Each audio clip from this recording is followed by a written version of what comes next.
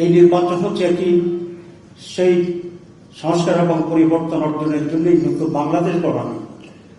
সুতরাং এই নতুন বাংলাদেশ গড়ার নির্বাচনে আমরা সকলেই ঐক্যবদ্ধ থেকে অত্যন্ত সিরিয়াসলি এটাকে বিজয় করার জন্য আমাদের উপর এটা আমি মনে করি একটি নৈতিক দায়িত্ব এবং কর্তব্য। 2 নম্বর ব্যতিক্রম হচ্ছে যে বাংলাদেশের নির্বাচন ইতিহাস এতগুলি দল নানা ফিলোসফি বিশ্বাস করে একসাথে এত বড় জোট তৈরি হয়, সব মতকে ধারণ করে যে ইতিহাসে।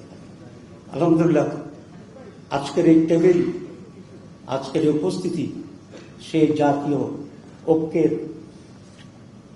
একটা মডেল এবং ঐতিহাসিক সড়ক হিসেবে কাজ করবে ইনশাআল্লাহ।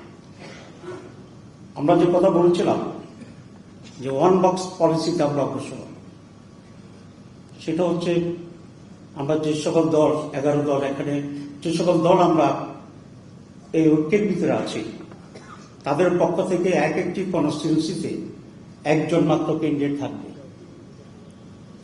এইটা হচ্ছে আমাদের ওয়ান বক্স পলিসি এবং সেটাকে ধারণ করে আজকে আমরা এখানে আসছি।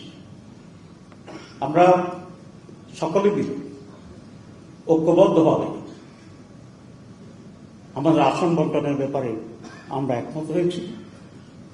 টুকটাক 2-1 জায়গায় কিছু সমস্যা এখনো রয়ে গেছে, সেগুলো উজ্জ্বলার আগেই ইনশাআল্লাহ আমরা চূড়ান্ত করতে পারব এই আশাবাদ রেখেই আমি এখন যে সমস্ত আসনের ব্যাপারে আমরা এগ্রি করছি সেগুলোর ব্যাপারে এখন আমি ঘোষণা দেব।